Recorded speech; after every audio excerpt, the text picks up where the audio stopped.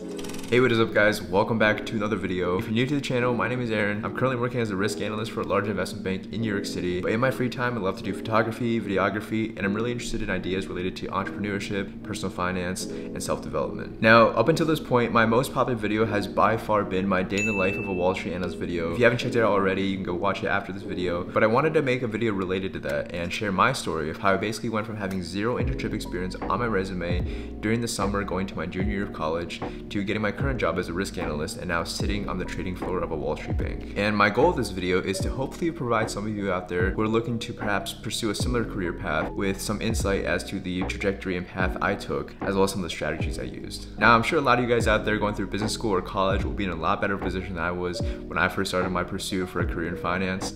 But if perhaps you find yourself in a similar position to where I was, then I hope this video can offer some encouragement and show that it definitely is possible to get to more or less where you want to be career-wise, no matter the circumstances. So my story starts back in the summer of 2019.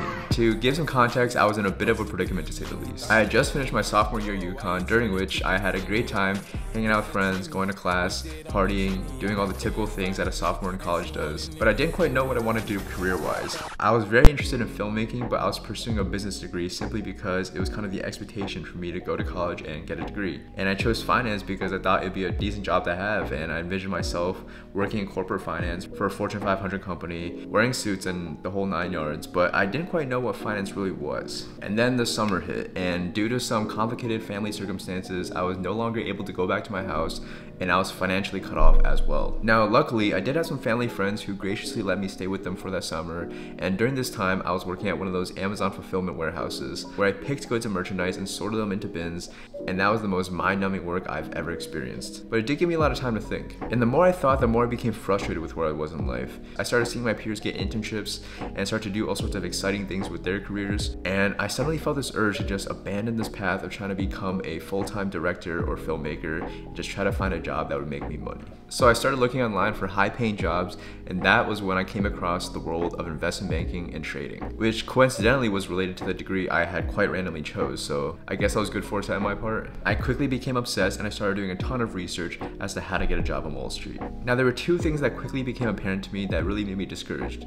One was people said it would really help if you went to an Ivy League or a target school. Now, for those of you that don't know, a target school is basically a school where banks and other financial institutions will come to your campus and do on-campus recruiting. And the second thing was you needed internship experience. Now, at this point, I couldn't control what school I went to because I wasn't going to transfer out of my current school. So I went after what I could control, which was internships. And so I started aggressively searching for finance-related work experience. Now, it was still the summer at this point, so I was kind of just treading in place.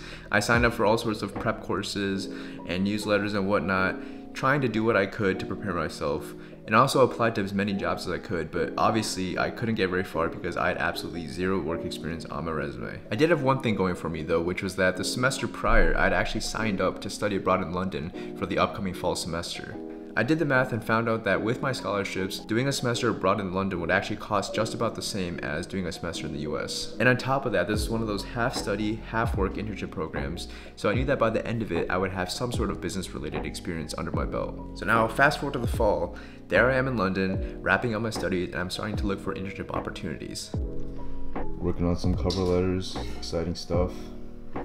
And the way it worked was our university actually partnered up with a company in the UK, and they acted as sort of like headhunters in which they matched us up with companies in the area. So the first company they matched me up with was this hedge fund auditing company, which I was sort of interested in because it was finance related, but that opportunity fell through. And the second company they matched me up with was this real estate company, which I wasn't as interested in, but it was starting to get close to the end of the internship matching process, so I didn't necessarily want to decline and risk not getting an internship at all. Fortunately, I did decide to take the leap of faith, and I declined that offer, and I was left just waiting for another opportunity to show up while the rest of my class already had their internship set. Now, luckily, one final offer did show up, and it was for a small prop trading firm that traded oil derivatives, and they brought me in as an intern to help the CEO and his right-hand man do general business tasks and help them grow their advisory side of the business. All of our internships were unpaid, but honestly, I could care less because I was just so psyched to finally get some work experience.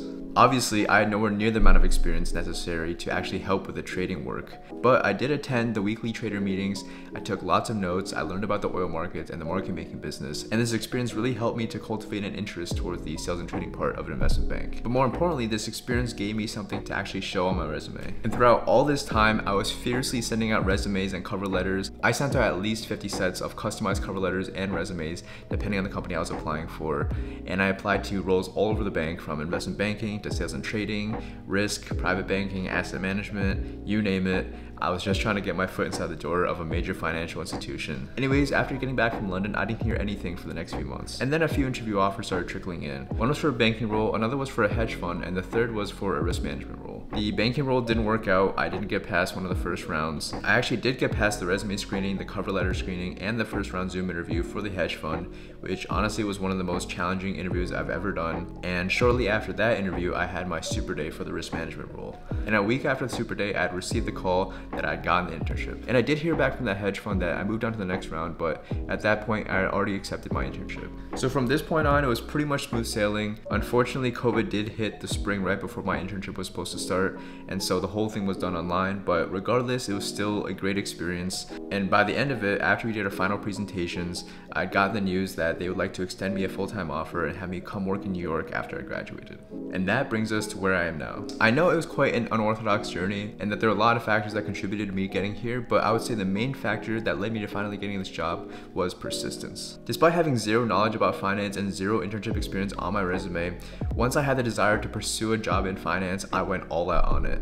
I applied to as many finance jobs as I could, I followed up with recruiters, I read books, and I just tried to educate myself the best I could on some of the skills needed to become a financial analyst. And I've also realized that while yes, you can work nonstop to try to maximize your chances of getting a job, patience is another big thing to keep in mind, because there will come points in the timeline where things will just be out of your control. So in times like that, the only thing you can do is just be patient. Spend some time with friends and family and just take your mind off recruitment for a bit. Anyways, I'll be making a follow-up video to this one, just going over in more detail some of the steps and strategies you can take to get a job in finance without necessarily needing an Ivy League education. So if you want to see that video and more, be sure to subscribe. And also, if you enjoyed the video and or found it helpful, be sure to give it a like. That would be greatly appreciated. And also leave a comment down below and let me know what kind of videos you would like to see from me next. And with that, I'll see you next time.